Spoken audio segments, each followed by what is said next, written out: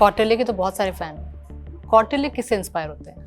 Inspirations तो खूब सारी हैं और छोटी छोटी इंस्पिरेशंस भी कहीं कहीं से मिल जाती हैं। ये पक्की बात है कि कौटिल्य वापस आके इंडिया में ही काम कर रहे हैं। बिल्कुल पक्की है जी, न केवल हमारी इसकी तरफ से भी पक्की है। नॉर्मली जो हरियाणा के लोग होते हैं ना, जी। उनके हिंदी में भी आपका हरियाणवी स्लैंग आता है। ये हरियाणा का जो आदमी है वो बहुत खड़ी खड़ी हिंदी बोली बोलता है, बोलता प्यार से है बोल रहा तो और रट मारा होता प्यार है। से नहीं बोलता और ऐसा लगेगा कि आके कूट देगा, है ना, पीट देगा। हाँ। घने छो में है। बहुत छोटे हो गए केबीसी में जब आप गए होगे, अमिताभ बच्चन, उनसे मुलाकात कैसी रही थी? कॉम्प्लेक्स फील्ड के अंदर इतने सालों तक शीर्ष पर बने रहते हैं, काम करते रहते हैं, सीखते रहते हैं, हर मौके पर अपने आप को रीइन्वेंट करते रहते हैं और ऐसे व्यक्ति से आपको सीखने को तो मिलेगा ही ना। सब्जेक्ट नॉलेज कितनी इम्पैक्ट आपके आगे के करियर में पहुंचाती है? उसका यूज जिन जिन फील्ड्स के अंदर होता है लोगों को काम आता ही है। कितनी ज़रूरी है आपको हिंदी सीखना, हिंदी आना? क्योंकि बहुत लोग वो मानते ही नहीं कि हिंदी आनी भी चाहिए। हिंदी से दूर भागते हैं। हिंदी अगर बोल रहा है इंसान तो सोचते हैं अरे ये तो इलिटरेट है। पुरजोर कोशिश करनी चाहिए कि वो जिस भी मातृभाषा जो भी है उसकी, उसको अलाइव रखे। ऐसा आप लोग को याद आता है जो इनको कुटाई कर करके सिखाया हो? सामान्य हरकतें हैं उसमें तो कई बार इसको मतलब डांट पड़ती रहती हैं। क्वांटम फिजिक्स में इंटरेस्ट कब से आया? क्योंकि आप तो ज्योग्राफी के एकदम गूगल मैप बने हुए थे, तो ये कैसे डाइवर्ट कैसे हुआ? जब जब नए दरवाजे खुले, जब जब नई चीज़ों का पता चला, उसी के हिसाब से मेरे इंटरेस्ट डेवलप हुए। नमस्कार, आप देख रहे हैं इंडियन न्यूज़ और न्यूज़ एक्स। मेरा नाम है आरती अग्रावत और आज हमारे बीच जो शख्स मौजूद हैं, वैसे तो उन्हें किसी इंट्रोडक्शन की ज़रूरत नहीं है, लेकिन सुना है कि वो बड़ी से बड़ी डिफिकल्ट प्रॉब्लम को यूं चुटकियों में सॉल्व कर देते हैं। ज़्यादा भूमिका नहीं बांधूंगी, इंट्रोड्यूस करवाती हूँ गूगल बॉय कौटिल्य पंडित। बहुत बहुत स्वागत है, तालियां रुकनी नहीं चाहिए। Thank you very much ma'am. First of all it's a really great feeling और बहुत समय बाद इंडिया न्यूज़ पर वापस आके और आप सभी से बातचीत करके बहुत ही अच्छा लग रहा है। कौटिल्य के साथ उनके चाचा भी सत्यपाल जी भी मौजूद हैं। इसके साथ उनके ताऊ जी मौजूद हैं जिनका नाम नरेश कुमार है। कौटिल्य, सबसे पहले तो बहुत बहुत बधाई आपको, ऑक्सफोर्ड में आपका सिलेक्शन हुआ है। पहला सवाल मेरा ये बेसिक सवाल कि किस तरह की तैयारियां की, कितना टाइम लगा, क्या प्रोसीजर था, किस तरह आपने अप्लाई किया और क्या रिजल्ट आपका रहा? Well firstly ma'am thank you very much for this congratulatory feelings. हाँ देखिए, मतलब ऑक्सफोर्ड के अंदर आप 12th के बाद मैंने अप्लाई किया फॉर फिजिक्स। और अगर मैं आपको प्रोसीजर की बताऊँ तो देखिए, जो यूके यूनिवर्सिटीज़ हैं, यूके की यूनिवर्सिटीज़ हैं, you apply to them by UCAS. और सबसे पहले आपको अपने पर्सनल स्टेटमेंट्स और जितनी भी आपकी को करिकुलर एक्टिविटीज़ और 12th तक के जितने भी ग्रेड्स होते हैं उन सबको सबमिट करना होता है। देन उसके बाद आपके इंटरव्यू, आपके टेस्ट होते हैं, subjective test. I applied for physics, so I had this physics aptitude test. और फिर उसके बाद इंटरव्यूज़ होते हैं एंड सक्सेसिवली इन सारी चीज़ों के अगर आप मतलब सक्सेसिवली अगर आपके होते जाते हैं, क्लियर होते हैं, अगर if you get selected for interview and then you आपके तीनों अच्छे इंटरव्यू जाते हैं, फिर you get an conditional offer generally. और फिर वो आपकी ग्रेड्स की जो कंडीशंस होती हैं, क्योंकि तब तक आपने अपने 12th के तो ग्रेड्स क्या नहीं इसमें दिए होते 12th हैं। के मार्क्स भी मैटर करते हैं? देखिए, मैं कहूँगा कि 12th के मार्क्स से पहले आपके पास कंडीशनल ऑफर आ जाता है, तो मार्क्स खैर 12th से पहले के मैटर करते हैं, लेकिन इतने it's not a make and break situation. जी जी, नहीं मतलब हाँ, अगर आपके पास एक कंडीशनल ऑफर है तो उसके अंदर कंडीशंस होती हैं। जैसे मेरे केस में ग्रेड रिक्वायरमेंट थी 3A1 2A2, so it was not difficult at all, easily वो क्लियर हो गई। तो ग्रेड रिक्वायरमेंट लेकिन पहले ही पता चल जाती है आपको कि you need to get so and so result in your 12th examination, so it's not a problem at all. तो इसमें आईएलटीएस के लिए भी आपने प्रिपेयर किया था? नहीं, आईएलटीएस के लिए मैंने प्रिपेयर तो नहीं किया था, लेकिन हाँ, I gave IELTS and I got 8.5 bands out of 9। तो well it was pretty decent, it's a pretty easy exam, so I say that IELTS वगैरह जो है उसके लिए आप अलग से प्रिपरेशन मतलब करें तो अच्छा है, लेकिन you don't need it in general. की रिक्वायरमेंट नहीं होती है। मतलब you going to a country जो इंग्लिश स्पीकिंग है और वहाँ पर अगर आपकी फर्स्ट लैंग्वेज इंग्लिश नहीं है या फिर आप उन बोर्ड्स के अंदर नहीं पढ़े या आपने उसे कोई स्टैंडर्डाइज्ड एग्जाम नहीं दिया है, तो वो कोई ना कोई तरीके से तो आकेंगे ही। तो आईएलटीएस भी दे सकते हैं, आप टोफल भी दे सकते हैं, जो कई सारे तरह के एग्जाम्स एक्सेप्टेड होते हैं वहाँ पर। मेरा आपसे सवाल है कि वैसे कौटिल्य के पिताजी नहीं आए, तो आप लोगों ने भी देखा होगा कौटिल्य को बचपन से 5 साल की उम्र से सबको ही जानता है कौटिल्य को, मतलब हर कोई इसका फैन है। Gen Z, millennial, boomers, baby boomers, हर किसी को आप सिखाते हो, लोग आपसे सीखते हैं। तो बचपन से आपने देखा है किस तरह इसने पढ़ाई शुरुआत की होगी और अब इस लेवल पर आ गया है। आप लोगों को मतलब इसकी अचीवमेंट, डेवलपमेंट साल दर साल किस तरह देखने को मिली है? क्या आप लोगों से सीखा है? जब ये मात्र 5 वर्ष का था, तो एक बार बड़े भाई साहब के साथ ये घूमने के लिए वृंदावन गए। रास्ते में सारे साइन बोर्ड्स देखता हुआ गया था, तब तो शायद ज़्यादा पढ़ना भी नहीं आता था। वापसी में इसने सारे साइन बोर्ड्स बता दिए। उससे भाई साहब को बड़ा इम्प्रेस हुए, भी ये तो कमाल, इतनी शार्प मेमोरी जाते हुए पढ़े और वापसी में सारे बता दिए। फिर उसके बाद जैसे समर वेकेशंस होती हैं, तो इसको मेरे फादर साहब ने एटल्स दी, एटल्स को करो। इसने बहुत कम समय में लगभग सारी, तो एटल्स बहुत ज़्यादा बड़ी होती है, लेकिन लगभग सारी एटल्स जोग्राफिकल सारी चीज़ें उसने याद कर ली। और उसके बाद तो फिर धीरे धीरे प्लेटफॉर्म मिलते गए इसको, साल दर साल आगे बढ़ता रहा। बाप जैसे मीडिया लोग्स ने भी बहुत ज़्यादा उसमें सहयोग किया, और फिर इसका धीरे धीरे अपने आप ऑटोमेटिकली ग्रोथ करता गया। नहीं, इंडिया न्यूज ने तो नटखट अंदाज भी देखा, कभी महात्मा गांधी बन के घूमते थे, कभी चेक्स लहराते थे। नहीं वही मतलब my mother showed me this video कि वो पुराना आपने मतलब एक पूरा वो करा है, और उसके अंदर जो स्निपेट्स हैं वो डाले हुए हैं। इट वाज तो really nostalgic and a really beautiful feeling, and I would like to thank the team here too. अरे वाह मैम, तो आपको बहुत बहुत धन्यवाद। स्पेशली कि जब क्योंकि हम सब ने देखा है बचपन से, तो वो शॉट्स मिलने चाहिए, तो बहुत अच्छे थे। उसमें कॉटली क्यूट तो अभी भी है, बट बचपन का अंदाज बहुत अलग रहता है। और आप भी मतलब जैसे आपके दादाजी का कहते हैं कि वो काफी ज्यादा इंटेलिजेंट है, और आप भी अपने दादाजी पर गए हो, तो क्या आप लोग भी उसी तरह के इंटेलिजेंट लेवल वाले या फिर कुछ कम तो रखते हैं? क्योंकि कौटिल्य के पिताजी ने कहा है कि हाँ मैं कुछ कम हूँ, बट दादाजी और पोते एक जैसे हैं। देखिए, इंटेलिजेंस किसी की भी कंपेयर नहीं की जा सकती। जहाँ तक बात है दादाजी की, वो मतलब अगर ये कहें कि मोस्ट इंटेलिजेंट है, तो कोई अतिशयोक्ति नहीं होगी। उनका जो स्टैंडर्ड है, एजुकेशन का स्टैंडर्ड बड़े हाई लेवल का रहा है। और सोनीपत में एक बड़ा ही फेमस विद्यालय है, सीनियर सेकेंडरी स्कूल है, शंभू दयाल। हाँ बिल्कुल, मैं सोनीपत से है ये स्कूल है। तो उसके एक फाउंडर टीचर रहे हैं, और शंभू दयाल में एज ए वाइस प्रिंसिपल इसके दादाजी रहे हैं। और शंभू दयाल से उनके पढ़ाए हुए अनेकों ही स्टूडेंट एक अलग अलग लेवल पर आज भी मौजूद हैं। जैसे सीनियर IAS यूपी में, वो उनके दादाजी के ही स्टूडेंट हैं, है ना। दादाजी was also a teacher and my पापा जी, my चाचा जी, everyone's in education। तो वो तब से ही मतलब घर के अंदर वो एजुकेशन की बातें सारी होती रहती तो मैंने थी। सुना बहुत फेमस स्कूल है। हाँ, इट वाज अ वेरी, अब तो खैर पुराना है, लेकिन it was at that time it was a really big school and it catered two thousands of students. अभी भी बहुत सारे लोग हैं जो ऐसे जो प्राइवेट स्कूल है, जिनको बहुत इंटरनेशनल लेवल का कहा जाता है, वो छोड़ के शंभू दयाल में जा रहे हैं, एडमिशन लेते हैं। मैंने सुना है उसके बारे में। वही चीज है। तो उस लेवल के इंटेलिजेंस इनके दादाजी की थी। और मैं समझता हूँ परिवार में सभी इंटेलिजेंट है। इवन टू कौटिल्य की जो एल्डर सिस्टर्स हैं, वो भी मोस्ट इंटेलिजेंट है। अभी यूके में लास्ट ईयर गई है दिशा, वो भी अपनी इंटेलिजेंस से गई है, और यहाँ तक कि उसको स्कॉलरशिप भी यूके की यूनिवर्सिटी में प्रोवाइड कराया था।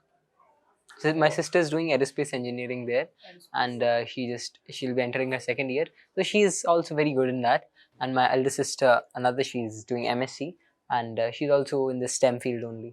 तो मैंने ये तो सुना है कि कौटिल्य की मुझसे हर इंटरव्यू में सुना है, चाहे वो संदीप महेश्वरी के साथ गए हो, कि मेरी सिस्टर ने ज्यादा सपोर्ट किया है, बहुत ज्यादा इंटेलिजेंट वो भी है। मैंने सुना है आपके पिछले इंटरव्यूज में। अच्छा, एक चीज और मेरे को जाननी है कि नॉर्मली ऐसा बोला जाता है सबके माइंड में, यहाँ पर बहुत सारे बच्चे भी बैठे हैं, कुछ आपके उम्र के ही होंगे, इनके माइंड में ये रहता है कि सब्जेक्टिव नॉलेज जो होती है वो बहुत ज़्यादा लिमिटेड हो जाती है, और उसको हम आगे करियर में यूज़ नहीं कर पाते हैं।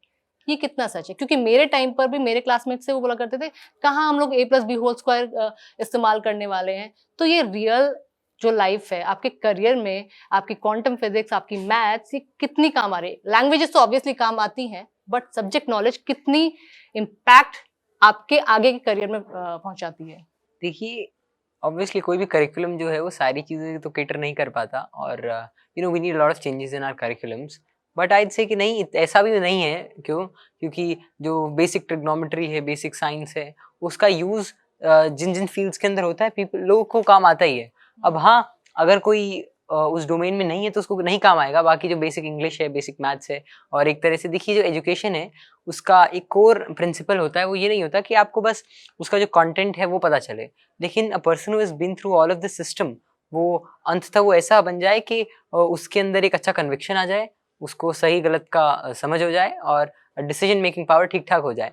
और उसी के लिए जो बाकी सारी चीजें हैं, भले वो एप्टीट्यूड हो, भले वो जनरल अंडरस्टैंडिंग हो, इस सब का डेवलपमेंट उसी फेज के अंदर आपका धीरे धीरे होता रहता है।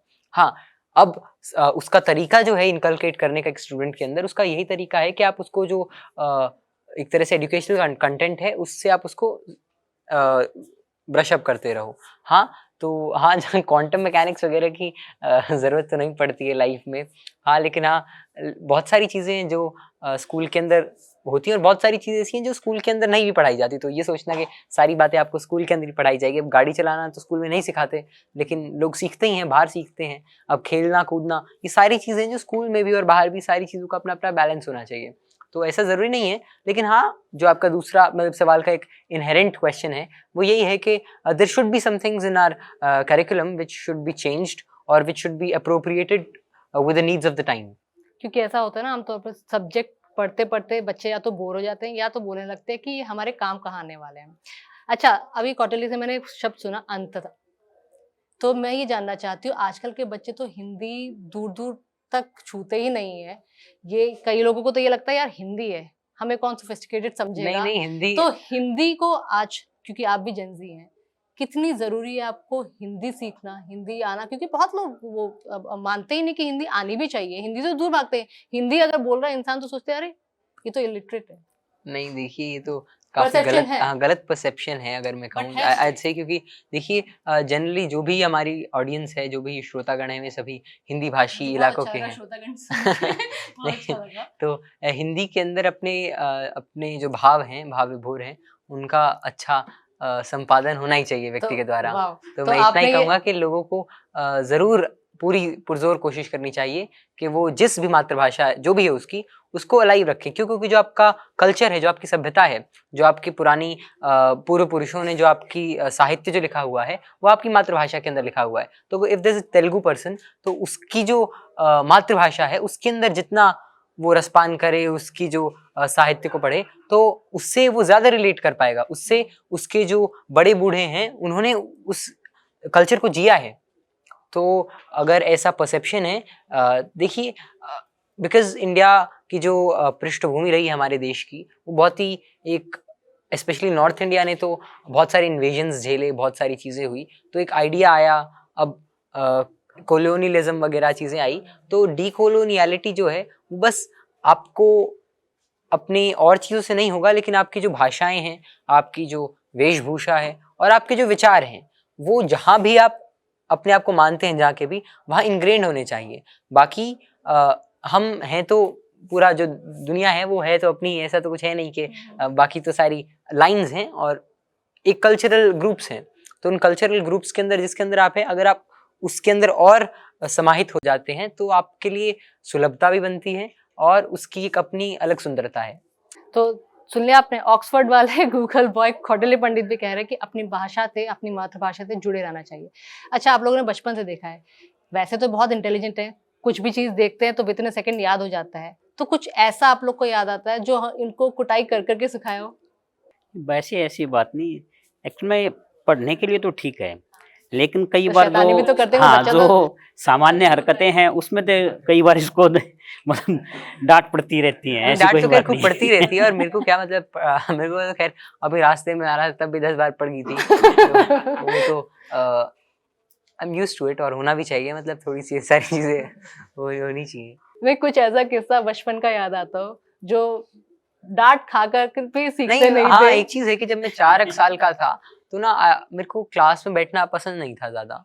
और क्लास में क्यों? क्योंकि मेरे को एक तो बहुत मतलब मजा नहीं आता था क्लास में, क्या इससे अच्छा मैं खेल लूँ, कुछ कर लूँ। तो मैं क्लास के अंदर बैठता नहीं था। तो एक बार क्या हुआ, मैं क्लास में था, फिर मैं वॉशरूम के बहाने चला गया और साइड में रूम था, वहाँ बैठ गया। फिर आधे घंटे वहाँ कुछ तो कार्ड्स वगैरह रखे थे, उनके कुछ करने लग गया। फिर मैं पकड़ा गया, फिर मैं खूब पिटा, और तो कुछ नहीं, लेकिन फिर मैं क्लास में बैठने लग गया। तो there was a big change. लेकिन हाँ, ठीक है, ऐसी छोटी मोटी चीजें तो खूब हुई, लेकिन हाँ, nothing as big as such और अनयूजुअल एज सच। और सभी, मैंने जानता हूँ कि मतलब बहुत बच्चों के और सभी के जीवन में थोड़ा थोड़ा ऐसा होता ही रहता है, और होना भी चाहिए।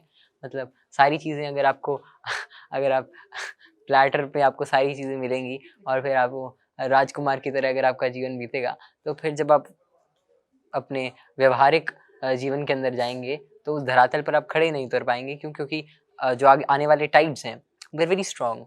और हमारा जो इंग्रेडिएंट, जो हमारे यहाँ जो जनरल बचपन से जैसे जो हमारा रेस करने का जो तरीका होता है, उसके अंदर ये सारी चीज़ें का एक बहुत बड़ा फ़ायदा है कि एक तो बहुत सारी चीज़ें जो हमारे कल्चर के अंदर हैं वो और कहीं नहीं है, और उसका अपना फ़ायदा भी है और अपना नुकसान भी है।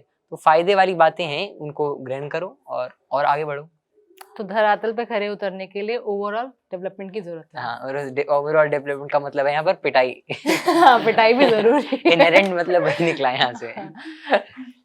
अच्छा, अब तो खैर नहीं, अब तो जैसे मैं सुनता हूँ कि मेरे जो पापा जी वगैरह के टाइम में तो खूब पिटते थे, तो हम तो कुछ पिटे ही नहीं। नहीं, हाँ, तो, ये तो और अब जो पहले बच्चों के को देखता हूँ अब भी नहीं पिटते, तो ठीक है, वो आजकल टाइम तो के मैंने साथ भी सुना है। है अगर टीचर पीट दे नहीं कूदे देखिए, तो पीटना वैसे कंप्लेन हो जाती है। हाँ, वो भी खैर ज्यादा पीटना भी सही नहीं, बट हाँ, कई बार डांट डपट जरूरी हाँ भी नहीं, हो डांट जाती है। वगैरह तो देखिए होनी चाहिए, और ये सारी चीजें होनी चाहिए, और तभी मतलब जो है वो चीजें सही तरीके से ग्रो कर पाएंगी। क्योंकि अब तक तो लोग मतलब वो तो प्रोन हो गए हैं, और लोग अपनी कमियां नहीं सुन सकते, तो बहुत बड़ी दिक्कत है। और मतलब कभी कभी मेरे जैसे चाचा जी बैठे हैं, तो माय चाचा जी is one of my biggest, I can say, मेरे सुधारक। और अगर मेरे अंदर कोई भी दिक्कत आती है तो चाचा जी एकदम मतलब तभी टोकते हैं, और ये तो घर की बात है। जबकि आपकी इस तरह की जो चीजें वो तो आपको कहीं से भी मिले तो वो लेनी चाहिए। वैसे भी कहा गया है कि निंदक नीरे राखिए, आंगन कुटी छवाए, बिन पानी बिन साबुन के निर्मल होत सुभाए। ये तो बहुत अच्छी बात है, आप एक्सेप्ट कर रहे हैं। मतलब आप 17 साल के होंगे, तो इस एज में बच्चे एक्सेप्ट ही नहीं कर पाते। ये बहुत अच्छी बात है कि आपकी फैमिली, आपके चाचा, आपके पापा, ताऊ सब आपके दोस्त की तरह आपको राह दिखाते रहते हैं। हाँ चलो, दोस्त लेकिन कह लो। दोस्त नहीं कहना गलत। नहीं नहीं, अरे गलत नहीं है, बिल्कुल गलत नहीं है। अच्छा, ये इतनी अच्छी हिंदी आपने किससे सीखी है? चाचा ताऊ पिताजी से या फिर दादाजी से? देखिए, हिंदी तो सबकी अच्छी है, और क्योंकि रही बात चाचा नॉर्मली जी जो भी हरियाणा पापा, के लोग होते हैं जी ना, जी, उनके हिंदी में भी आपका हरियाणवी स्लैंग आता है। नहीं, but आपकी हरियाणा हिंदी हरियाणा clear है, के मेरी लिए, तरफ हरियाणा के लिए ये बातचीत, ये परसेप्शन है कि हरियाणा का जो आदमी है वो बहुत खड़ी खड़ी बोली हिंदी खड़ी बोलता है, बोली प्यार बोलता से है, बोल रहा होता है तो और रट मार होता प्यार है। से नहीं बोलता, और ऐसा लगेगा कि आके कूट देगा, कूट देगा, है ना, लठ मार पीट देगा। देगा, हाँ। घणे छो में है तो ऐसा। नाइस, तो हाँ, हरियाणवी भी आप बोल लेते हैं। नहीं खैर मैं इतनी अच्छी तो नहीं बोल पाता, लेकिन हाँ मैं हरियाणवी को समझता तो हूँ। और हरियाणवी, मेरी दादी हरियाणवी बोलती हैं, मेरे ये पापा स्लैंग भी दादा काफी है। हरियाणवी तो घर में है ना। तो ऐसी तो कोई बात नहीं है कि मैं हरियाणवी समझता नहीं या बोलता नहीं, लेकिन आई ट्राई माई बेस्ट, और जितनी हो मुझे सके। लगता है हरियाणवी एपिग्लॉटिस से आती है, पूरे यहाँ से निकल कर आती है। हाँ, हाँ सही बात है आपकी। तो हिंदी कहाँ से, किसने सिखाई? हिंदी सिखाई तो नहीं, हिंदी प्योर ये कह हिंदी सकते हैं आपके, pure- हिंदी सांस्कृतिक हिंदी है। हाँ, उसका एक रीजन ये भी था कि पापा जी रहे, चाचा जी हैं, दादाजी हैं, वो सभी शिक्षक तो रही हैं। तो हिंदी साहित्य का घर के अंदर बहुत बड़ा एक बचपन से ही कहीं तो एक इंटरेस्ट था सब में। My father he likes to read poems, और घर के अंदर कविताओं का माहौल था, और अभी कविताएं अलग अलग लोग हो गई थी। तो आजकल जैसे मैं दिनकर जी, निराला जी, और ऐसे ऐसे तमाम जो माँ हिंदी के सच्चे और बड़े बड़े प्रवर्तक हुए हैं, उनकी कुछ ना कुछ महारचनाओं का थोड़ा बहुत मैं भी पढ़ लेता हूँ। तो उससे भी क्या होता है कि आपको आपकी भाषा के अंदर मजबूती भी आती है, और फिर भाषा जो है उसको अच्छी होती है ना। मतलब आप अगर आप हरियाणवी बोलते हैं तो आप हरियाणवी बोलो, और आप फिर खुल के बोलो। ऐसा नहीं कि फिर आप उसके अंदर भी गपोड़ कुछ मतलब जैसे नहीं, पानी में दूध मिलाने वाली हाँ, बात हाँ, नहीं हाँ। होनी चाहिए उसमें भी। हाँ, वो भी फिर बिल्कुल। आप कभी अच्छी बोलो। अगर आप हिंदी बोल रहे हो और एज अ भाषा बोल रहे हो, तो फिर आपकी हिंदी भी ठीक होनी चाहिए। अगर आप इंग्लिश बोल रहे हो, then you should speak good English, then you should, और एनी लैंग्वेज अगर आपका उसके अंदर इंटरेस्ट है। देखिए, बात तो आपको अपने मैसेज पहुंचाने की है, लैंग्वेजेस आर जस्ट टूल्स, और वो बात बिल्कुल सही है। लेकिन भाषाओं के अंदर भी बहुत अपनी सुंदरता है ना। अब मेरे को हिंदी आती है, इंग्लिश आती है, थोड़ी बहुत संस्कृत भी मैं समझ लेता हूँ, पंजाबी भी समझ ही लेता हूँ, तो उससे मैं कम से कम इनके गाने तो सुन ही सकता हूँ और तो क्या। और नहीं, और म्यूजिक तो खैर कहीं का भी सुन लो आप, लेकिन उसके अंदर और अच्छा लगता है। बाकी लिटरेचर तो इंडिया के अंदर पता नहीं हर जगह की पता नहीं कितनी अच्छी है। बंगाली लिटरेचर बहुत अच्छी है, जो द्रविड़ियन लैंग्वेजेस हैं उनके अंदर अपनी अपनी सुंदरता है। तो अगर मौका मिला तो मैं इनको भी सीखना चाहूंगा। ग्रेट, मौका मिला तो ये भी सीखेंगे। अच्छा, इनके पिताजी ने अभी ऑक्सफोर्ड में सिलेक्शन होने के बाद इंटरव्यू दिया था, उसमें ये कहा था कि ये कहीं पर भी जाके पढ़ाई कर ले, लेकिन मैं चाहूंगा कि पढ़ाई करने के बाद ये वापस इंडिया आके काम करे। ये बहुत अच्छी बात लगी, क्योंकि नॉर्मली होता है कोई भी बच्चा, कोई भी स्टूडेंट जाता है बाहर पढ़ने, विदेशों में पढ़ने जाता है, फिर वहीं के होके रह जाते हैं। तो आप किस तरह देखते हैं इस चीज को कि ये पक्की बात है कि कौटिल्य वापस आके इंडिया में ही काम करे? बिल्कुल पक्की है जी, न केवल हमारी इसकी तरफ से भी पक्की है। इसका चाहे 10 वर्ष लगे, देखो एजुकेशन के लिए टाइमिंग अलग बात है, चाहे 15 वर्ष लगे, जब एजुकेशन बिल्कुल कंप्लीट होगी तब वापस देश के लिए ही कार्य करना है। जो रिसर्च करना है तो हम चाहते हैं वो भी देश के लिए ही हो, जो भी कुछ होगा वो वापस आके देश के लिए ही होगा। और ऐसी हमारी भी इच्छा और इसकी खुद की भी इच्छा है। तो क्वांटम फिजिक्स में इंटरेस्ट कब से आया? क्योंकि आप तो ज्योग्राफी के एकदम गूगल मैप बने हुए थे, तो ये कैसे डाइवर्ट कैसे हुआ? डाइवर्जन नहीं था कोई भी, और बहुत ही ग्रेजुअल प्रोसेसेस हैं सारे। तो जब आप ज्योग्राफी वगैरह की बात करें तो उस समय तक मतलब मेरा बहुत सारी चीज़ों में इंटरेस्ट था, सिर्फ ज्योग्राफी नहीं, उसके अंदर हिस्ट्री भी थी, उसके अंदर पॉलिटिक्स भी थी, इकोनॉमिक्स भी थी, और जो भी चीज़ें होती हैं मेरे को जितनी समझ में आती थी उन सब में मेरा इंटरेस्ट था। तो it was not a defined subject as if जिसको मैं कंटिन्यूसली पढ़ रहा हूँ। फिर बाद में चल के मेरे को और सारी चीज़ें मैंने पढ़ी, तो जब जब नए दरवाजे खुले, जब जब नई चीज़ों का पता चला, उसी के हिसाब से मेरे इंटरेस्ट डेवलप हुए। और ये तो होता ही है ना? अभी शायद मेरे को शायद कुछ और चेंज हो जाए, तो थिंग्स आर नॉट रिजिड, और रिजिडिटी इन चीज़ों में मेंटेन भी नहीं करनी चाहिए। क्यों? क्योंकि नहीं, फ्लेक्सिबल आपको रहना चाहिए करियर को लेकर तो। मतलब पता नहीं चलता ना कि कब आपके सामने क्या आ जाए और आपको क्या अच्छा लग जाए।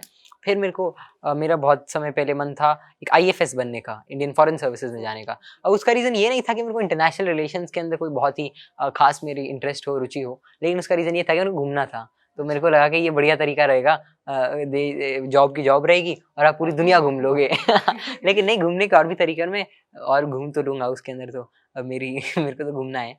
लेकिन ये बात ज़रूर है कि then I thought I won't be an IFS, फिर मेरा चेंज हुआ कुछ, फिर मेरे को लगा कि मैं एक एस्ट्रोनॉट बनूंगा उसके अंदर भी, क्यों लगभग बहुत बच्चे, हाँ बहुत सारे ख्याल हाँ आते हैं, कभी ये कभी वो। जी जी। तो तो फिर उसके बाद में इसके बाद में और पढ़ा लगा, और एस्ट्रोनॉमी वगैरह ये सब पढ़ी, मेरे को और अच्छी लगी। तो आई थॉट कि नहीं, I will be a space scientist, I will be an astronomer, and I you know send probes and all to the space, and I will retrieve data, और बाद में चल के हम कुछ स्पेस कोलोनियलिज्म कर लेंगे, वहां से कुछ तो मिनरल खोद के लाएंगे, तो इस तरह के आइडियाज थे। उसका फिर अपना बिजनेस मॉडल होगा। लेकिन ऐसा फिर उसके बाद आई चेंज, और फिर मेरा आइडिया जो था वो था कि मैं एक, जो मेरा अब तक का सबसे लंबा कई साल रहा आइडिया, वो था कि I go in research and I will be an astrophysicist और पार्टिकल फिजिसिस्ट और क्वांटम फिजिसिस्ट। टाइम के साथ जो मैंने पढ़ा मेरे को ज़्यादा अच्छा लगा, उसी की तरफ में हुआ। लेकिन आई सी कि now I want do something in quantum computing, I want do something in the next phase of technology, and for that I have chosen physics as a tool, because at the end of the day if I learn more about the fundamental nature with which our world is running, तो उसके ऊपर जो base पे अलग चीज़ें बनेंगी, उसको I want be a learner of that, और मेरे को इंटरेस्ट भी करती हैं, and they have sort of, you can say it's very scalable in future, so I also look at in that way. Kautilya के तो बहुत सारे फैन हैं, कौटिल्य किससे इंस्पायर होते हैं? नहीं, इंस्पिरेशंस तो खूब सारी हैं, और छोटी छोटी इंस्पिरेशंस भी कहीं कहीं से मिल जाती हैं। दिन में आप कहीं जा रहे हो, आप कुछ देख लो, बहुत अच्छा लगता है। और एक बड़े जो आप कहें कि आइकन्स या आइडल्स जो हैं, वो भी मेरे जीवन में काफ़ी आए, और उन सभी से अलग अलग समय पर बहुत कुछ सीखने को मिला। तो अगर मैं किसी एक व्यक्ति का नाम लूँ, तो खैर इतने लोग हैं, लेकिन मैं कुछ का तो ले ही लेता हूँ। तो I got this opportunity that I met doctor APJ Abdul Kalam, I had long conversation with him, और भले ही एक बार मिला हूँ, लेकिन but the effect of that was it was a very long term effect, and it changed the way I thought, it changed the way how I perceived things. ऐसे ही inspiration खूब हुए हैं, मैं जिसको भी देख लूँ। और अब तो जब बुक्स वगैरह के अंदर और लोगों के बारे में पता चलता है, तो हर फील्ड के अंदर कोई ना कोई इंस्पायरिंग होता है, और उनकी जीवन से, उनकी शैली से, और उनके इम्पैक्ट से, हर चीज़ से आपको कुछ ना कुछ कहीं ना कहीं मिल ही जाता है।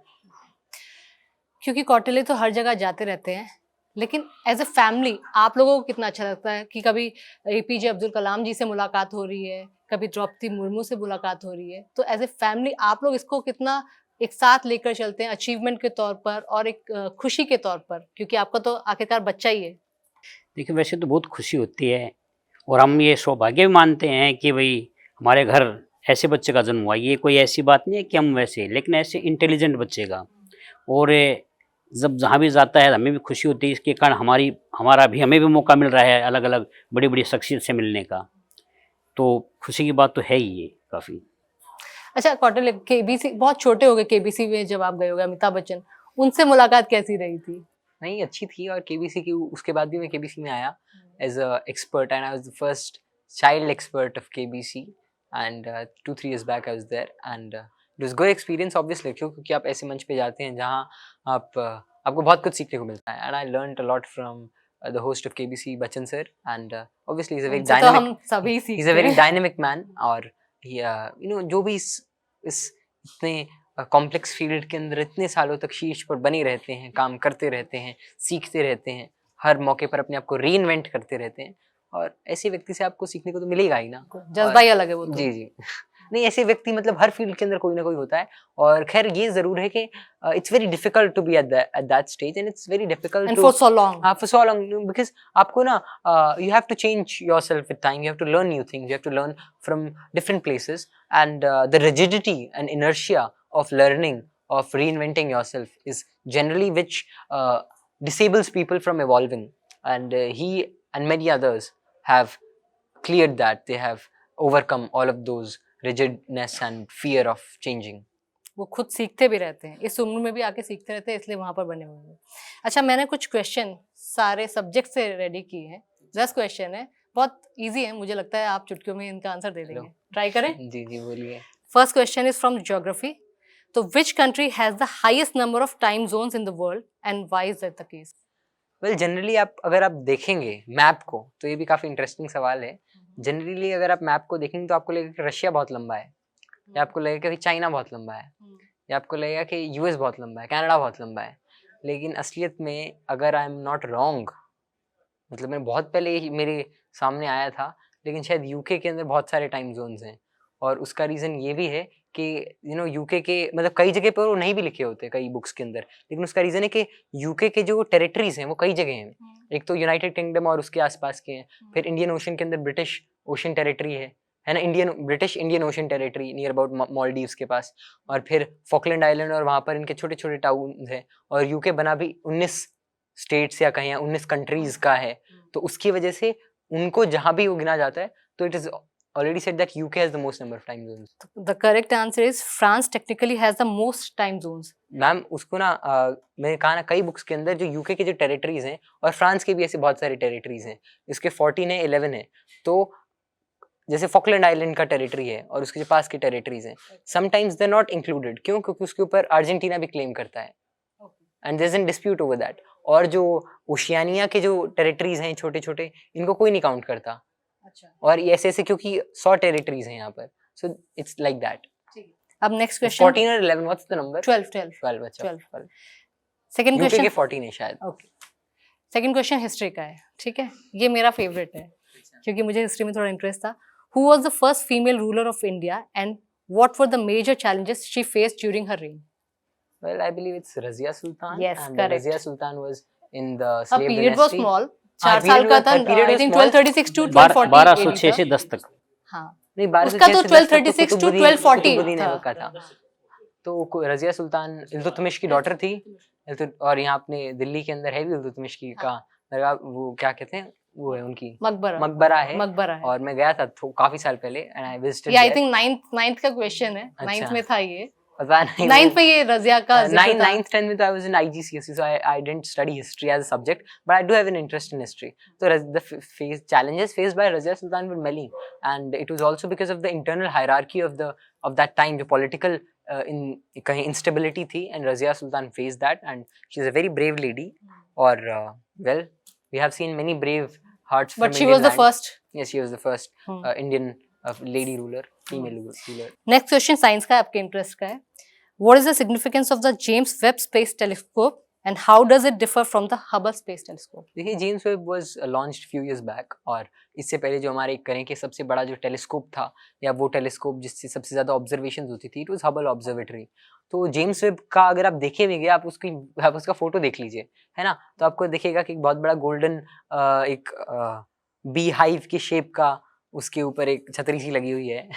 तो उसका मतलब जेम्स वेब स्पेस टेलीस्कोप की जो सबसे बड़ी बात है कि उससे जो डेटा या जो इमेज प्रोसेसिंग है, इट्स वेरी वाइब्रेंट, और वो इंफ्रारेड और मतलब जो अपना हबल था, इट वाज प्राइमरली के विजिबल लाइट और रेडियो वेव्स और इस तरह की ही लाइट को वो अपने अंदर मतलब उसको लॉन्ग एक्सपोजर से डिटेक्ट कर पाता था। लेकिन जब से James Webb has very good things for collecting infrared radiations and other sort of radiations, क्योंकि लाइट तो पूरा स्पेक्ट्रम है ना, तो हम तो बस विजिबल लाइट में देख सकते हैं, और असलियत में तो उससे सारी तरह की लाइट्स जा रही हैं, रेडियो वेव्स भी आ रही हैं, माइक्रोवेव्स भी आ रही हैं, इंफ्रारेड भी आ रही हैं, तो इंफ्रारेड हो, माइक्रोवेव्स हो, जेम्स वेब इस पूरे स्पेक्ट्रम को बहुत ब्रॉडली देख लेता है। और आपने जो एक तरह से जो डीप स्पेस की इमेजेस, मैंने तो अपनी मतलब देखता ही रहता हूँ मैं, कभी कभी जो आती हैं, टाइम टू टाइम आती रहती हैं, तो अगर आप उनको देखेंगे तो उनकी जो वाइब्रेंस है आपको देख के ही पता चल जाएगा कि नहीं भाई इट्स अ न्यू थिंग। और James Webb, although it's a very costly mission and all of these are really big things in science,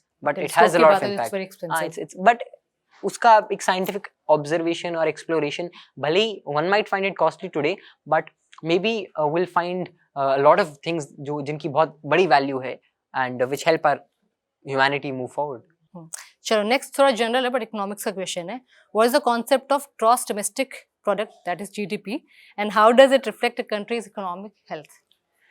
देखिए जैसे quite general. हाँ क्वाइट जनरल, बिल्कुल सही बात है। तो जो जीडीपी है, ग्रॉस डोमेस्टिक प्रोडक्ट, वो यही दर्शाता है कि एक कंट्री का जो है प्रोडक्शन कैसा है। जैसे अगर इंडिया की जीडीपी की बात करी जाए तो कई तरह मतलब कि कभी 3.7 ट्रिलियन है, 4 ट्रिलियन के ऊपर नीचे इस तरीके की जीडीपी है।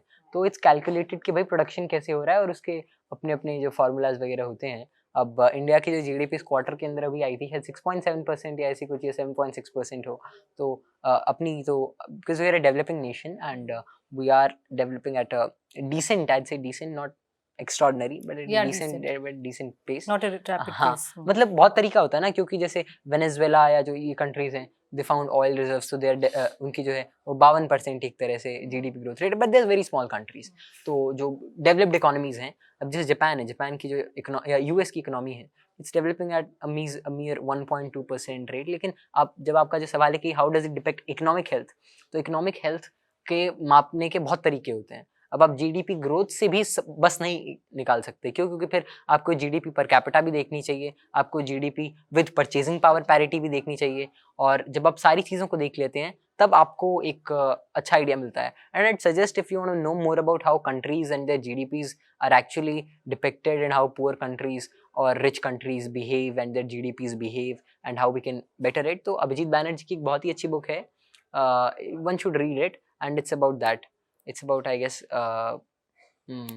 why poor nations fail, और मतलब या poor economics है उसका नाम, Esther Duflo and Abhijit Banerjee, तो both are Nobel prize laureates in economics. Banerjee की तो बात करें तो इकोनॉमिक्स के वो तो हाँ, तो उनकी काफी अच्छी बुक है और इसी डोमेन को बहुत ही अच्छी तरीके से डील करती है। Okay, next question is current affair का है, which country recently joined BRICS and what strategic importance does this hold for global geopolitics? अच्छा, मैं तो खैर अभी इंटरनेट से दूर हूँ काफ़ी टाइम से, और ब्रिक्स में तो खैर मतलब ब्राज़ील, रशिया, इंडिया और साउथ अफ्रीका, चाइना है, but I am definitely unaware of that. Could you please tell me? बता दीजिए, कुछ नया सीखने को मिल जाएगा। तो इसका हाँ, इंडोनेशिया नहीं, इसका इंडोनेशिया नहीं आंसर। अच्छा, इसका आंसर मैं बताता हूँ। ब्रिक्स, इसका आंसर बताइए। हाँ, साउथ अरेबिया तो क्यों आएगा? मैक्सिको और अर्जेंटीना। अच्छा, दे इन्वेंटेड ब्रिक्स, तो इसका नाम क्या रखेंगे अब ब्रिक्स का? अब अभी तक तो ये चेंज नहीं हुआ। अच्छा, they have just entered. So have they entered as a Delhi मतलब observatory position, or have they officially sent some joined? proposal to BRICS? So मतलब are they, क्योंकि जैसे SCO या मतलब कोई भी जैसे G7 है ना, तो G7 तो आज भी G7 है, लेकिन G7 के बाद वो G10 भी बना एक टाइम पे, G13 भी बना, और आज G20 है, नए नए देश उसके अंदर आते हैं। तो क्या ब्रिक्स की ऑफिशियल मतलब they have joined? फिलहाल नहीं, they've or sent are the they proposed? they've sent the proposal, और वो जो कंसीडर भी कर लिया गया है। अच्छा, so they will are the new entry now. Okay, that's great. Both Mexico and Argentina. ठीक है। Well, also I believe that the current positioning of BRICS is मतलब the general बातें तो यही होती हैं कि they want to alternate rule, or you can say towards the domination of United States and the US banked economy system. कायदे से तो वैसा ही है। हाँ, but let's see how it happens, because currently it's a very aspirational thing to do, and China although is very high in those terms, but the system and the intellectual capital that the US generates. But if country like Mexico and Argentina enters, it's a big thing. It's a big thing, obviously. अब आते हैं environment पे, ठीक है? What is the carbon neutrality and which countries are leading in achieving this goal? देखिए carbon neutrality है कि जो आपका जो कार्बन फुटप्रिंट है ना, वो कम से कम हो या नेट जीरो हो या नेगेटिव हो। हाँ, मतलब आई कोर गोल तो आपका यही है, क्यों? क्योंकि पिछले 20, 30, 50, 100 सालों के अंदर लोग इंसानों ने जो बैंड बजाई है इस धरती की, वो मतलब ऐसी है कि हम पता नहीं हमारा क्या हो गया है। तो उसका देखिए कोई ना कोई जवाबदेही तो होनी चाहिए। और अब तो यूनाइटेड नेशंस के कॉप और ये सारे इवेंट्स होते ही रहते हैं हर साल, जहाँ पर खूब मंथन होता है कि कैसे कार्बन न्यूट्रलिटी पर वार किया जाए, कैसे मतलब अपने जो कार्बन न्यूट्रलिटी अचीव की जाए, कैसे एनवायरनमेंट बचाया जाए। तो इंडिया के ऊपर भी हम कह रहे हैं कि हम 2035 या 2047 या ऐसे, मतलब हमने तो खैर हाँ विल अचीव दैट, क्योंकि हमारा it's a developing nation and अभी हमें मैन्युफैक्चरिंग सेक्टर पे और जोर देना है और ऐसी चीज़ों पे जोर देना है कि जिससे हमारी इकोनॉमी जो है और जो एक व्यक्ति की लाइफ है वो बेटर की जाए। तो उसके अंदर बहुत बड़ी बात है। बाकी जो छोटे कंट्रीज हैं, it's very easy for them to achieve. But countries like Bhutan, Sweden, हाँ, they're close to carbon देखिए neutrality. भूटान तो मतलब चीज़ ही अलग है ना, क्योंकि भूटान की जो इकोनॉमी भी है it's very different from any other country. और जो नॉर्डिक कंट्रीज है, स्वीडन है, फिनलैंड है और अपना डेनमार्क है, नॉर्वे है, it's very easy for these countries to achieve carbon neutrality and there are several reasons for that. Firstly they are very they're not at all, they're very scarcely populated countries, and they have achieved a position in which the people they are not entirely dependent on their service economies। वहाँ के जैसे Norway के अंदर इतने oil bonds के पैसे आते हैं वहाँ की सरकार के पास कि हर व्यक्ति के लिए को देने के लिए उनके पास अथाह पैसा है ना। और they don't need anything for this from their service economy or from their industries to sustain at least। अब ऐसे कंट्रीज जहाँ पर सर्वाइवलिस्टिक अभी पोजीशन जिनको लेनी पड़े है ना, so they can't immediately be carbon negative। But Bhutan is often cited as carbon negative country. हाँ मतलब भूटान की, लेकिन देखिए एक आज से ऑल्दो कि भूटान के बारे में ना you can't have a good perception, and क्योंकि मैं तो इतना बड़ा है हूँ नहीं, हाँ. तो मेरी कोई स्टेटमेंट से कुछ उफान भी नहीं आएगा, तो मैं बोल भी सकता ही हूँ कि हाँ मतलब ऐसा तो है नहीं कि भाई कुछ उनका इंटरनेशनल रिलेशन भूटान वाले बुरा मान जाएंगे। लेकिन it's always said that if you look at the way things in Bhutan are presented, and many several human rights corporations and they have raised some concerns about that, but Bhutan is they value their culture। और एक बात इसकी ये भी हो सकती है कि they don't permit foreign investigation as if कि मतलब उनके culture they don't need it, और भूटान prioritizes environment, इसके अंदर कोई शक नहीं। उन्होंने जो, क्योंकि वहाँ मोनार्की भी है, इसलिए भी इस तरह के सवाल डायरेक्टली उठ जाते हैं लोग ना, मोनार्की को जब डेमोक्रेसी हर जगह हो ना तब मोनार्की को लोग ठीक मानते नहीं है, जनरल बात है। हाँ. उसके अंदर एक फीलिंग आ जाती है, गट फीलिंग आ जाती है। तो I won't make that any statement, but generally ऐसे ऐसे लोगों के परसेप्शन होते हैं। और Bhutan is a very beautiful country. मेरे दादाजी होके भी आए थे भूटान, बहुत सुंदर देश है और बहुत सुंदर लोग हैं। कल्चर वाइज तो हाँ, बहुत कल्चर ज्यादा और कल्चर नहीं, कल्चर तो बहुत ही अच्छा है भूटान का। छोटा देश है और काफी एनवायरमेंटली कॉन्शियस देश है। ओके, मैथ्स में लॉजिकल रीजनिंग में कैसा इंटरेस्ट है आपका? अच्छा ये बोलिए मैथ्स। ठीक है, छोटा सिंपल क्वेश्चन है। अ train 300 meters long is moving at a speed of 90 km/h. How long will it take to cross a platform that is 200 meter long? अच्छा ओके, तो देखिए 200 मीटर्स का 90 किलोमीटर्स पर आवर से जा रही है, तो इसको अगर आप मीटर्स पर सेकंड के अंदर कन्वर्ट करोगे तो ये कितना, आप 5/18 से डिवाइड कर मतलब मल्टीप्लाई कर दो इसको, तो 19 × 5 450, 450/18, 450/9 हो जाएगा अपना 50 और 25, तो इनके 25 मीटर्स पर सेकंड से जा रही है अपनी ट्रेन। और 300 मीटर की ट्रेन, तो जो ट्रेन का जो एज है ना, मतलब जो फ्रंट है वो 200, उसको 200 मीटर ट्रैवल करना है प्लेटफॉर्म को करने के लिए, तो उसको 8 सेकंड लगेगी जाने में, और जब वो 8 सेकंड में चला जाएगा तब और 300 मीटर लंबी ट्रेन है ना पीछे बची, तो टोटल 500 मीटर ट्रैवल करने हैं उसे, तो उसको 20 सेकंड लगेंगे। गुड, करेक्ट आंसर, ताली बजा दो यार। ये कोई ये सवाल तो ये तो बहुत सिंपल क्वेश्चन था। चलो कल्चर पे आते हैं। Why is Machu Picchu considered one of the new 7 wonders of the world? अच्छा, तो जो Machu Picchu it's in the Americas, और यहाँ पर माना जाता है कि यहाँ पर शहर थे और ऐसे शहर थे और मंदिर थे पुराने This was पुराने। built by Inca civilization. हाँ इनकाज, मतलब मायंस और इनकाज जो थे, हाँ, मतलब मेरे को Incans. लगा आप व्यक्ति का नाम पूछोगे तो सिविलाइजेशन तो इनकाज ही थे। हाँ. और दे आर एक्सपेक्टेड कि ये अर्ली जो थाउजेंड्स थे या 700s वगैरह थे, तो इस मतलब इन 200-300 साल के अंदर पीरियड के अंदर बने होंगे। तो मायन साउथ में थे और इनकस जो थे वो नॉर्थ अमेरिका और पनामाज और यहाँ सब थे। तो माचू पिचू मैं गया नहीं हूँ, लेकिन जो मैंने फोटोज और उसके बारे में जो पढ़ा है, माचू पिचू की सिग्निफिकेंस इसलिए भी बढ़ जाती है क्योंकि जब आप वहाँ जाएंगे और वहाँ की जो आप एक तरह से शेप्स को देखेंगे पहाड़ों के ऊपर, क्योंकि माचू पिच्चू पहाड़ों पर है, पहाड़ों पर है। और उन पहाड़ों के ऊपर जिस तरह की उन्होंने एक तरह से कहीं टाउन प्लानिंग करी और जिस तरह की उन्होंने चीजें बनाई, गार्डन्स भी कह सकते हैं और सारी चीजें हुई, दे आर वेरी, मतलब दे आर वंडर, है ना, तभी they are part of 7 wonders. ठीक है, नेक्स्ट क्वेश्चन आते हैं। अब आर्टिफिशियल इंटेलिजेंस का जमाना है, आर्टिफिशियल इंटेलिजेंस से जुड़ा एक सवाल पूछ लेती हूँ। एआई के बारे में तो सबको पता है, सबने सुन लिया है, और आजकल तो बच्चे एआई के पीछे ही पड़े हुए हैं और एआई का जमाना है भी आगे। बट एजीआई क्या होता है? देखिए, आर्टिफिशियल इंटेलिजेंस क्या है? Artificial intelligence is the creation of एक ऐसे मॉडल्स बनाए जो कि सोचने की क्षमता रखते हो। लेकिन ये जो मॉडल्स हैं, ये हर चीज़ के अंदर एक एट पार विद ह्यूमन नहीं सोच पाते, इसीलिए एक ऐसे सिस्टमैटिक और बड़े मॉडल की तलाश है जो कि ह्यूमन माइंड के थॉट को इक्वेट कर पाए। तो इसलिए आर्टिफिशियल तो इसलिए मतलब आर्टिफिशियल जनरल इंटेलिजेंस AGI को क्रिएट करने की बात करी गई है। अब जो AI है, इट ट्रेन्स ऑन डेटा, और जितना ज़्यादा आप डेटा इसको फीड करो उतना ज़्यादा अच्छा है, आपको रिजल्ट देता है। तो जैसे जो ब्रेन का जो आइडिया है वो ये है कि ब्रेन के अंदर अलग अलग नोड्स होते हैं, और उनके अंदर जो है वो करोड़ों नोड्स हैं, बिलियंस ऑफ नोड्स हैं, और उनके अंदर जो इन्फॉर्मेशन है वो ट्रैवल करती है, वो कैसे, मतलब न्यूरॉन्स का ट्रांसमिशन होता है, तो नर्व इम्पल्सेस का ट्रांसमिशन होता है। तो यही आइडिया है कि आर्टिफिशियल जनरल इंटेलिजेंस AGI से एक ब्रेन का जो न्यूरल नेटवर्क है, जो पेरिफेरल न्यूरल नेटवर्क है, उसी के कंपैरिजन में अगर ऐसा हो तो देन विल रिसीव AGI। और खैर अभी परसेप्शन तो है कि AGI जल्दी मतलब people are working on that, and big companies like OpenAI and Anthropic and OpenAI तो बहुत ज़्यादा कॉमनली यूज हो रहा है। हाँ, नहीं, ChatGPT यूज हो रहा है कॉमनली तो, बट देयर, हाँ, OpenAI is working on it, Anthropic is working on it, and will see that once AGI comes, जो जिस तरीके की ह्यूमंस का जो तरीका है डील करने का, चीज़ों का डिसीजन मेकिंग का, और एक बहुत ही पता नहीं लाखों चीज़ों को हम एक साथ प्रोसेस करने की क्षमता रखते हैं, जिसको हमारा दिमाग ऑब्वियसली फिल्टर करता है, जिसलिए जो हमें ज़रूरी लगे हम उसी को ही परसीव करते हैं।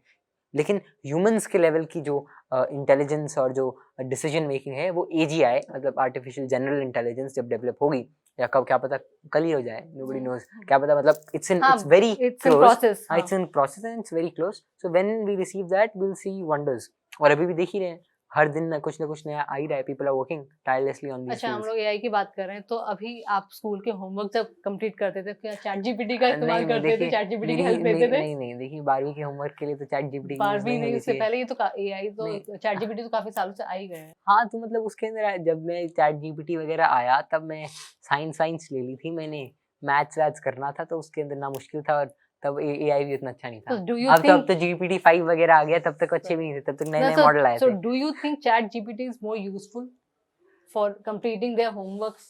मतलब यूजफुल तो बहुत सारी चीजें ना, हेल्पफुल तो किताब भी, आप किताब से भी मतलब एग्जांपल जो करते हैं उसको साइड में रख के कर लो। बट ChatGPT से मुझे ऐसा लगता है personally, ChatGPT is okay, but ChatGPT से मुझे ऐसा पर्सनली लगता है कि आप अपने ब्रेन की एक्सरसाइज तो कर नहीं रहे हैं। वो तो है ही। देखिए जो डिपेंडेंस है, एक ChatGPT पे ना बहुत लोग लिखते हैं, या कोई लेटर लिखना हो या कोई पैसेज लिखना हो तो पीपल यूज इट।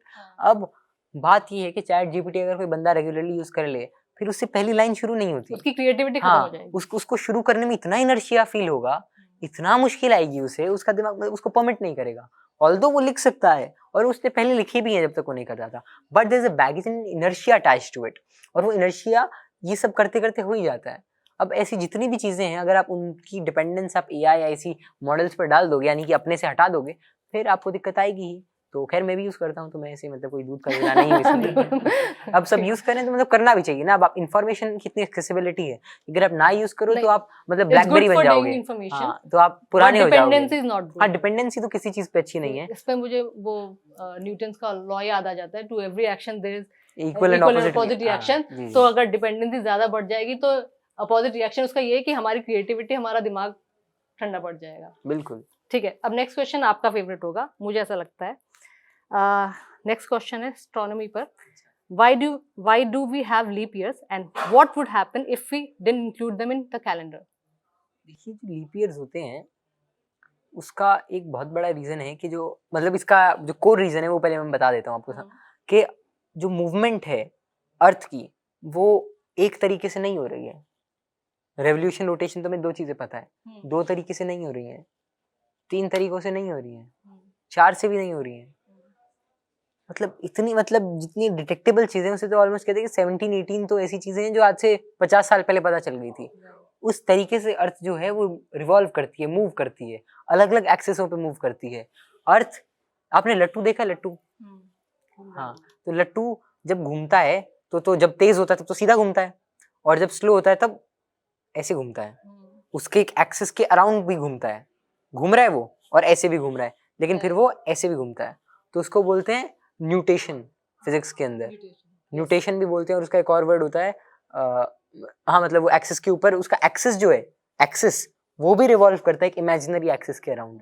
ऐसे ही अर्थ भी है, वो वॉबल करती है, और उसकी जो मूवमेंट है, उसकी जो कैलकुलेशन है, वो over a period of time काफी ज्यादा हो जाती है। और अगर हम उसको सोलर मूवमेंट जो कि 365 डेज की होती है उससे करें तो दिक्कत आती है। इसलिए हम एक एडजस्टेड फिगर मानते हैं कि हमारे जो दिन है वो भी 24 घंटे, मतलब कभी जो हमारा सोलर उसका वो है वो 23 घंटे 56 मिनट 4 सेकंड इस तरीके का, फिर 24 वो, और फिर एक साल भी जो होता है वो उसको कह देते हैं कि 365 days and 1/4 of a day इतना है। तो जब 4 साल होते हैं तो वो मतलब एक दिन एक्स्ट्रा उसका मान लेते हैं, क्योंकि दिन तो 365.25 मान लो, तो उसको एक जगह मतलब सेट तो हो जाए वो, 1/4, हाँ 1/4 तो वो सेट हो जाए। इसका ये तरीका भी होता है। फिर असलियत में क्या है, एक और ये भी नहीं है, ये तो एक तरह से कहते हैं कि 100 साल के पीरियड में आपको कितने, मतलब आपको 100 साल के पीरियड में 25 दिन मिल गए, इसकी वजह से 4 साल में एक दिन मिल गया। ऐसे ही आपको 12,000 दिन में आपको 12,000 साल में भी एक दिन मिलेगा, आपको 25,000 साल में भी एक और दिन मिलेगा, और आपको पता नहीं किस किस टाइम में कितने कितने दिन ऐसे ऐसे मिलेंगे। और आपको जो कैलेंडर है वो चेंज होता रहेगा, है ना। और उसी के हिसाब से, मतलब इसलिए ही भी कैलेंडर की जो चेंजिंग है, क्योंकि साइंटिस्ट और ये सब तो खैर आज नहीं है, तो आज से लगभग 70-80 साल 100 साल 200 साल से पता ही है ये सारी चीजें, न्यूटेशन और ये सारी। तो इसी के हिसाब से जो कैलेंडर को चेंज किया है, क्योंकि 360 या जो सोलर कैलेंडर है, ये सारी चीज तो बहुत पुरानी है। 12 महीने का जो आइडिया है, या जो 365 डेज का आइडिया है, ये आज का नहीं है। ये तो लगभग इसको 800 900 1000 2000 साल हो गए। मतलब हमारे यहाँ भी कहते हैं कि याज्ञवल्क्य जो ऋषि हुए, याज्ञवल्क्य, उनकी जो स्मृति है उसके अंदर भी सोलर का मतलब जो 365 डे का फिगर है वो आता है, है ना। एक सूत्र के तौर पर आता है, उसका एक्सप्लेनेशन नहीं दिया जाता, लेकिन आता है। ऐसे ये इसकी डेट मानी जाती है कम से कम या तो 800 एडी या कई 300-400 बीसी भी लिखा है, मुझे नहीं मालूम। हाँ, तो याज्ञवल्क्य जो ऋषि हुए उनके में भी आता है। इसके अलावा जो रोमन्स थे, है ना, और ग्रीक, सबसे पहले इन्होंने ग्रीक्स जो थे और फिर रोमन्स, उन्होंने भी इसके ऊपर काम किया। उन्होंने भी जो कैलेंडर को और कैसे हमारे जो अर्थ की मूवमेंट है अराउंड सन, तब तक तो खैर नहीं पता था, तब तक तो हम यही सोचते थे कि अर्थ के अराउंड सन घूमता है, लेकिन कई लोगों ने अलग अलग तरीकों से जो चीजें निकाली उसके अंदर ही 365 और 12 मंथ्स और 360 और इस तरह के जो फिगर्स हैं वो आते हैं। फिर न्यूटेशन, इसका तो बहुत बाद में पता चला कि अर्थ ऐसे वॉबल भी कर रही है। ऐसा भी पता है कि अर्थ सिर्फ ऐसे नहीं घूम रही, अर्थ थोड़ा थोड़ा ऐसे भी घूम रही है, और पता नहीं कैसे कैसे घूम अच्छा, रही इज है। इट करेक्ट टू से कि बहुत साल बाद मून अपना छोटा हो जाएगा और सूरज का साइज उतना ही बड़ा रहेगा? नहीं, इसका देखिए, इसको बोलते हैं कि जो मून जो है ना वो एक मतलब बहुत टाइम बाद, या क्या ऑलमोस्ट अभी कहते हैं ना कि मून का आपको एक ही तरफ दिखता है, दूसरा साइड दिखता नहीं है ना। तो इसको बोलते हैं एक तरह की सिंक्रोनाइज्ड लॉकिंग हो जाती है। मतलब फिर मून जो घूम रहा है वो अर्थ के साथ फिक्स हो जाएगा, है ना। और धीरे धीरे, क्योंकि ग्रेविटेशनल पुल से पास आ रहा है मून, हर साल पास आ रहा है, तो अभी ऑलमोस्ट अर्थ और मून और सन जो है उसका जो एक तरह से कहें जो मतलब जो व्यू एंगल जो बनाते हैं वो ऑलमोस्ट इक्वल है। इसीलिए टोटल सोलर एक्लिप्स हो जाती है ना। मून सन के पूरा आगे आ जाएगा तो आपको पूरे सन को कवर कर जाएगा। लेकिन आज से हजारों सालों बाद मून हमारे थोड़ा पास आ जाएगा और एक सिग्निफिकेंट चेंज हमें देखने को मिलेगा। तो उसके अराउंड रिंग जो है वो दिख जाएगी और धीरे धीरे मून जो है पास आ रहा है। लेकिन उसके हमें कोई चिंता करने की जरूरत नहीं, क्योंकि हम तब तक नहीं होंगे। कोई तो होगा, कोई तो होगा, कोई तो होगा, वो देखेंगे अपना, ऐसे क्या उनकी भी हम चिंता लेंगे, फिर वो क्या करेंगे। ये अच्छा है कि बहुत ज्यादा पढ़ाई वाला माहौल हो गया था कि उनकी चिंता क्यों करें। अच्छा, आप लोगों पे आती हूँ मैं। कौटिल्य को कौन सा गेम ज्यादा पसंद है खेलना? आउटडोर, ये तो हो गई इंडोर एक्टिविटीज, पूरी पढ़ाई करते रहते हैं, बट आउटडोर गेम? आउटडोर वैसे क्रिकेट भी खेलता है, एक हमारा टेनिस वाइट गेम है वो भी खेलता है। हाँ, तो कोई ऐसा कोई स्पेशल नहीं है, आप सारे गेम खेल लेते हैं? नहीं, मैं तो खूब गेम को ऐसी के बता रहे हैं, मैं खूब गेम्स हाँ, खेलता खूब हूँ गेम also। खेलता हूँ, मतलब मैं देखिए आई can say that I am decently average in a lot of sports and I am not excellent in any, क्योंकि एक्सीलेंस के लिए तो आपको मेहनत और सैक्रिफाइसेस खूब करनी पड़ती हैं। और मैं मतलब ऐसा मतलब बुरा भी नहीं हूँ, देखो मैं जो मेरे मोटर टेक्निक्स हैं बहुत अच्छी हैं और मैं अपने आप को बहुत ही अच्छा मानता हूँ। और मैं स्कूल के अंदर क्लास या 20-25 बच्चों के ग्रुप में मैं स्टैंड आउट करता हूँ। और मैं क्रिकेट भी अच्छी खेलता हूँ, फुटबॉल में मैं डिसेंट हूँ। मैं खेल तो जो मतलब जिन गेम्स में हाँ मेरे को वैसी डिसएडवांटेज है उनमें मैं अच्छा नहीं, मतलब I am not a good weight lifter and for obvious reasons. तो मतलब ऐसी जिन चीज़ों के अंदर जो जनरल स्पोर्ट्स हैं I am pretty decent in them. नहीं, आई थिंक अगर आउटडोर एक्टिविटी भी रहेगी तो आपका दिमाग चलता भी एंड आई एम नॉट अच्छा है। फ्लेक्सिंग और एज इफ, मतलब आप मेरे दोस्तों से पूछ सकते हैं। नहीं नहीं, मुझे आई आप बिलीव कहें यू, तो मैं आई नंबर दे दूंगा बिलीव अगर यू। वेरिफिकेशन की बात आई तो। नहीं नहीं नहीं, आई बिलीव यू। अच्छा, बहुत अच्छा माहौल हो गया है। जाते जाते अपने फैंस को लेकर कोई मैसेज कि आप जो आपकी उम्र के बच्चे हैं उनको भी, जो आपसे बड़े हैं वो भी, क्योंकि आपसे हर कोई सीखता है। देखिए एडमायरर्स हो तो अच्छा है, तो मैं कहूंगा भाई मैं मेरे को फैन अच्छा, कभी मतलब अच्छा डोंट ये लुक फीलिंग एट नहीं मी इन आती दैट कि मैटर, क्योंकि मैं I am also 17 year old kid and I've seen kids who are very very you know who are geniuses in their own respective field। मेरे तो दोस्त ही इतने मतलब बढ़िया हैं कि मतलब मेरे को तो उनसे बहुत कुछ सीखता हूँ। So it's a very you know I don't believe in such sort of terminology and sorry to say, but I'd say to anybody who listens and to anybody who is listening I'd say देखिए you know people are working for different things and they have their own share of challenges attached to them।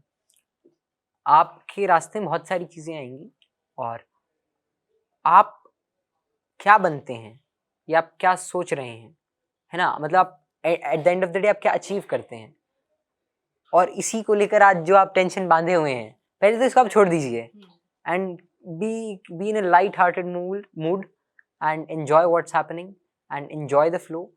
और इसी के साथ आप धीरे धीरे मज़े करते हुए, घूमते हुए, खाते हुए, पीते हुए आप एंजॉय करके करके अपनी लाइफ को बताइए। और हाँ, फाइंड मीनिंग इन एनीथिंग जो आपको अच्छी लगती हो, वही आपका इंटरेस्ट बन जाएगा, वही आपका पैशन बन जाएगा।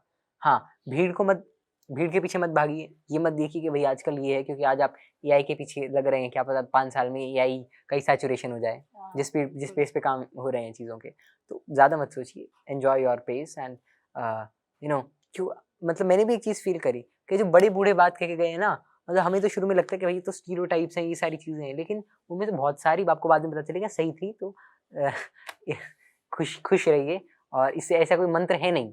अगर आप मेरे से एक्सपेक्ट करें कि मैं आपको बता दूं कि भाई ये मंत्र करो और ये फूंक दो और ये कर लो और आपका जीवन सब चंगा सी हो जाएगा, तो ऐसा कतई नहीं है, कुछ नहीं है ऐसा।